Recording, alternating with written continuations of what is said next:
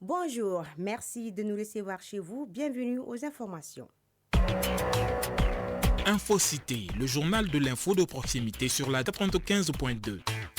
Au sommaire de cette édition, depuis quelques jours, les travaux de l'enrôlement au recensement à vocation d'état civil à Ravec se poursuivent à la mairie de la commune 5. Entre nouveaux inscriptions, transferts et radiations, les agents recenseurs font face à des défis importants. Aïssatou Kone nous fera le point. La présence des marchés à bétail en pleine ville nuit à la santé humaine. Et malgré cet état de fait, la décision des autorités de délocaliser les parcs à bétail hors de la ville de Bamako est décriée par les acteurs du secteur. Amadou Sankaré a fait le tour des 3 marchés à bétail pour la chaîne 2. Dans ce journal, je vous amène à 40 km de Bamako sur la route de Sibi, plus précisément à Kamali, où se tient la fête du haricot. Au menu de l'actualité internationale, nous recevrons Issa Dawa pour le développement. Voilà pour les titres, les détails à suivre. À la présentation, Aïssa Tadit Kumbakane, mise en onde Penandao. Je le disais tantôt, l'affluence ne cesse de croître dans les mairies du district de Bamako. En commune 5, ils sont nombreux les nouveaux étudiants à solliciter leur enrôlement au recensement à vocation d'état civil RAVEC. Entre inscription des nouveaux majeurs, transferts et radiation, les agents recenseurs font face à des défis importants. Notre reporter Aïssatou Kouni est allé recueillir l'impression de certains agents et des citoyens sur ce processus crucial qui prend fin le 31 octobre 2024. L'enrôlement au RAVEC à la mairie est particulièrement important pour tout bon citoyen. Monsieur Ousmane Ba, agent recenseur. L'enrôlement des étudiants, des nouveaux bacheliers qui viennent juste d'avoir le bac, c'est eux qui nous assaillent les matins. Donc les jeunes passent, nous faisons un programme pendant la semaine, du lundi au mercredi. Prenons une centaine de personnes par jour. Et l'inscription est faite tous les matins. À partir de 6 heures, les jeunes viennent s'inscrire et nous procédons à leur enrôlement. Généralement, il se trouve que les gens sont déjà inscrits, mais ils ne le savent pas. Malheureusement, même les cadres qui sont à notre niveau, les cadres Nina, les gens ne viennent pas chercher. Donc, moi, je pense que la population même n'accorde pas tellement d'intérêt, sauf s'il est bloqué par rapport à un document administratif. Il est obligé de produire ce document-là. Voilà pourquoi ils viennent chercher. Pour les nouveaux majeurs, il s'agit d'une étape cruciale dans leur intégration administrative. Bouré Madjara, citoyen. Je pense que c'est important d'être enregistré pour participer activement à la vie citoyenne de notre pays. C'est ma première fois et je veux être prêt pour voter lors des prochaines élections. Personnellement, j'ai trouvé le processus un peu long.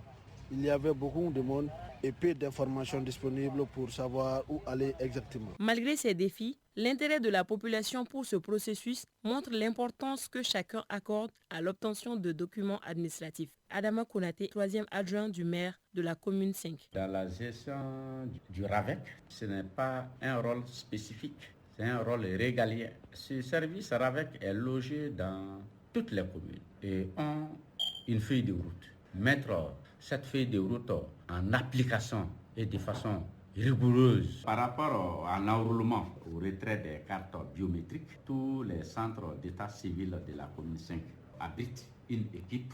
Les distributions sont énormes. Face à cette situation, la mairie prévoit des solutions pour fluidifier le processus et améliorer la gestion des dossiers. En somme, l'enrôlement au RAVEC reste donc une priorité pour la population et les autorités, avec un besoin d'optimisation pour répondre à la demande croissante et à la bonne organisation administrative. Oui, les animaux peuvent être source de maladies. Selon l'Organisation mondiale de la santé, plus de 70% des bactéries responsables des maladies chez l'homme proviennent des animaux. La présence des marchés à bétail en pleine ville est ainsi néfaste pour la santé humaine et celle des animaux, selon des médecins vétérinaires. Malgré cet état de fait, la décision des autorités de délocaliser les parcs à bétail hors de la ville de Bamako est décriée par les acteurs du secteur. Amadou Sankaré a fait le tour des 3 marchés à bétail de Bamako. Suivant. Le Garbal de Lafiabourou en commune 4 du district de Bamako. Ce marché à bétail autrefois très fréquenté est aujourd'hui désert. On constate que les hangars ont été démolis. D'ailleurs, il n'y a plus d'animaux ni de clients. Assis sous un arbre, parmi les décombres, Abdul Karim vendait encore des moutons dans ce parc à bétail il y a juste quelques semaines. Cette décision nous a causé préjudice à tous. Vendeurs de bétail, bouchers, dépeceurs, vendeuses de mil et d'aliments bétail, nous avons tous été impactés. Un peu plus loin, toujours au Garbal de Lafiabougou, nous rencontrons Yacouba Kouyaté. Il gère un petit kiosque d'articles divers. Ses revenus ont chuté depuis la démolition du marché à bétail, nous dit-il. La démolition du Garbal m'a fait perdre beaucoup de clients. Ni mon café, ni mes omelettes ne marchent plus. Cap sur Faladjer où les animaux, notamment des bœufs, des moutons et des chèvres broutent dans des enclos de fortune submergés de bouse. Non loin du bétail, cet éleveur quadragénaire en boubou bleu foncé enturbané se confie sous anonymat. Actuellement, le marché se fait rare, contrairement à l'approche de la Tabaski. Et nous parvenons quand même à vendre quelques moutons. De Faladjer, nous partons au Garbal de Niamana, toujours en commune 6. Il est déjà 11h, le soleil est presque au zénith. Les vendeurs de bétail causent sous des hangars. Moribo Daou, éleveur. C'est une bonne décision de délocaliser les parcs à bétail hors de Bamako. Mais l'État doit en amont aménager et sécuriser les nouveaux sites proposés. Revenons à Lafiabougou où ces citoyens n'adhèrent pas à la décision des autorités. Ils parlent sous anonymat. Les parcs à bétail constituent un noble gagne-pain pour de nombreux citoyens. Avant de les démolir, il serait mieux de leur octroyer de nouveaux sites accessibles. Contrairement à lui, Dr Mamadou Sengou Keita, médecin vétérinaire, salue la décision. Il explique que 80% des bactéries responsables des maladies chez l'homme sont d'origine animale. Les animaux sont la plupart porteurs de maladies parasitaires et infectieuses, qui pour la plupart sont transmissibles à l'homme. C'est une très bonne décision de mettre ces marchés à bétail hors de la ville de Bamako. Après la démolition du Garbal de Lafiabougou, les vendeurs et leur bétail se sont dispersés à travers la ville. Ils excluent de s'installer sur les nouveaux sites proposés par l'État, à savoir Cathédrale, Sanankoroba et Zantigila, évoquant la longue distance et l'insécurité. Par contre, les vendeurs des Garbal de Faladjer et de Niamana sont sur place en attente de leur délocalisation. Des parcs à bétail de Bamako, faisons à présent le tour de l'horizon avec Issa Dao. À présent, le tour d'horizon de l'actualité internationale. Tour d'horizon avec vous, Issa Dao. Bonjour. Bonjour, Aïcheta. Bienvenue. Merci. Nous commençons par la Côte d'Ivoire où le député du PDCI se déclare candidat à la présidentielle de 2025. Le député Jean-Louis Billon a annoncé hier vendredi sa candidature à la convention de son parti, le PDCI RDA, en vue de la présidentielle d'octobre 2025. Une déclaration qui intervient alors que le président de son parti, Tidjane Thiam, est sur le terrain dans l'ouest du pays pour encourager les électeurs à s'inscrire sur les listes électorales. Issa, le Gabon lance une campagne de recensement pour identifier des agents fictifs du secteur public. Le gouvernement a lancé hier une campagne de recensement des agents publics. La campagne cible notamment 13 000 fonctionnaires introuvables lors d'un audit effectué par le gouvernement en décembre dernier. Les fonctionnaires concernés n'ont pas vu leur salaire directement viré dans leur compte bancaire, mais étaient appelés dans un stade pour retirer leur bon de caisse après avoir justifié leur absence lors de l'audit de décembre dernier. Ouganda, cette fois-ci, Thomas Kouelo fait appel de sa condamnation. L'ex-commandant de l'armée de résistance du Seigneur, Thomas Kouelo, a décidé de faire appel de sa condamnation prononcée hier. L'homme est jugé dans un procès historique pour des crimes liés à l'insurrection que l'armée de résistance du Seigneur a menée de 1992 à 2005 contre le pouvoir ougandais. La Géorgie se rend aux urnes pour des législatives vues comme un référendum sur son avenir européen. Quelques 3,4 millions d'électeurs de Géorgie sont appelés aux urnes pour des élections parlementaires, vues comme les plus importantes de l'histoire de cette république. Au-delà d'élire des députés, les Géorgiens voient le scrutin comme un référendum pour ou contre l'Union européenne. Le parti au pouvoir Rêve géorgien conduit une politique de rupture avec l'Occident et de rapprochement avec la Russie. Voilà, Aïssata Koumbakane, c'est ce que l'on pouvait retenir de l'actualité internationale de ces 12 heures. Merci Issa Dao pour ce tour d'horizon. Retour chez nous. Dans l'entretien de la 2, nous recevons la directrice générale de l'Office national des pupilles en République du Mali, Unapima, pour parler du 31 octobre, la journée commémorative des pupilles. Nous vous proposons un extrait de cet entretien avec Mme Kone Sissi Odile Dakou. Elle est au micro de Cheikh Oumar Diar Kamara. Au Mali, nous avons deux catégories de pupilles. Les pupilles de la nation et les pupilles de l'État. Ils sont pupilles de la nation, ceux dont les parents sont morts en servant la nation. Ils peuvent être des militaires, des paramilitaires ou tout simplement des civils. Ou quand il y a catastrophe naturelle déclarée par l'État ou quand la responsabilité de l'État est établie par les tribunaux. Ça, ce sont les pupilles de la nation. Et les pupilles de l'État sont des enfants abandonnés, sans substitut parental valable. Ou quand la mère est incarcérée à de lourdes peines privatives de liberté, ou quand elle est malade mentale. Voilà les deux catégories de pupilles.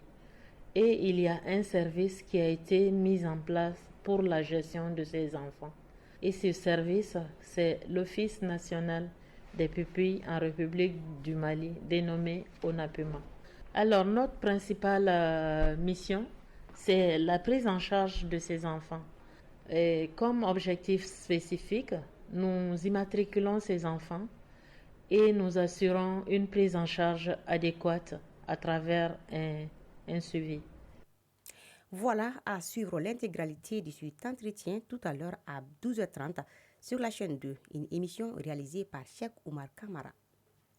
Je vous amène à 40 km de Bamako sur la route de Sibi, plus précisément à Kamalé où se tient le festival Show Nyanadje, autrement dit Fête du Haricot, un rendez-vous culturel qui est à sa deuxième édition et célébré autour du thème Sinangouya, le devoir. Pour en savoir davantage, depuis Kamalé, Djefadjara pour le reportage.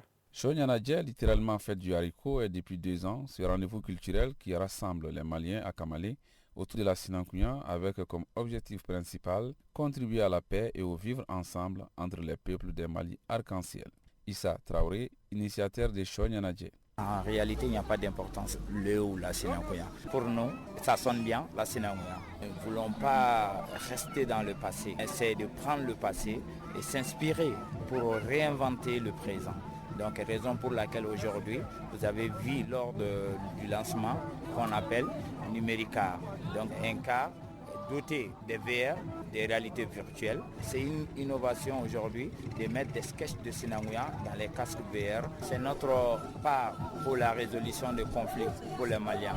Ibrahim Tungara, sous-préfet de l'arrondissement du Djoliba. Rassembler les Maliens autour du Sinangouya, thème colle à la réalité du pays, connaissant un peu la valeur cardinale de Sinangouya qui embellit nos cultures d'antan et aujourd'hui. Donc permet vraiment de renforcer la cohésion sociale, de vivre ensemble, la solidarité, l'entraide et surtout la paix. La Sinangouya est donc une valeur ancestrale qui a toujours promu la paix. Et si un aliment en est le symbole à l'unanimité, c'est bien le haricot, d'où sa place de vedette au cœur des activités. Drissa Samake, consultant culturel. C'est l'aliment que se partagent plusieurs communautés maliennes. Les plaisanteries autour de cet aliment font que c'est cet aliment qui se positionne comme un aliment fédérateur et un aliment qui apporte la chance et le bonheur.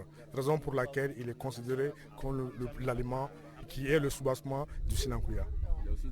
Délicieux pour les Keita et pour les Koulibaly. Nous les Samaké, on l'apprécie moyennement. Fédérateur par excellence, le haricot est aussi un véritable vecteur de développement local et surtout un joker dans la gastronomie. Amin Diaye, transformatrice produits locaux. Si on reste sur le chio, donc le haricot, c'est une plante qui est adaptée au changement climatique. Et l'intérêt en fait ici, c'est qu'avec tous les plats qu'il y a eu, en fait, on se rend compte qu'on peut faire énormément de choses. C'est-à-dire que par exemple, la pâte de Wijila, au lieu de le faire avec du blé, ça a été fait avec le haricot. Voilà, moi je propose du pain enrichi aux céréales locales. Donc là, c'est le chion, parce qu'en fonction de l'événement, j'ai vu, il y avait plus de 37 plats ici, plus le pain, ça fait 38. Donc en fait, c'est une question d'imagination. Toute la chaîne en fait est bénéfique. Toute la chaîne est bénéfique. Tout se mange par exemple dans le chion. Tout. Pour plus d'impact, Show Nyanadje, deuxième édition, a accordé une place de choix aux arts vivants, notamment le théâtre, le ziri, le mana, afin de mieux faire passer les messages de paix et de Maya, un programme digeste auquel s'ajoute pour plus de variétés du tourisme local et des concerts géants.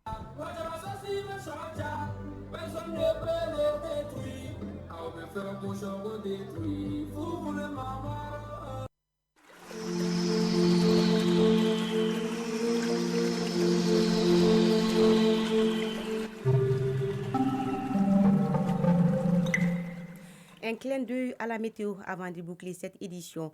À 12h14, le thermomètre affiché sur Bamako est environ 33 degrés Celsius. La maximale sera de 35 degrés Celsius et quant au soleil, il se couchera à 18h07. Et voilà, c'est la fin de cette édition qui vous a été présentée par Aïssata Dit Koumakane, réalisation Mamadou Doumbia et Amadou Sankari, mise en onde Penandao, mise en ligne Amadou, coordination éditoriale Nyanya Lou Traoré et Djefa Diara. Grand merci à vous aussi de l'avoir suivi. Je vous souhaite un agréable moment de radio. Bon week-end à tous.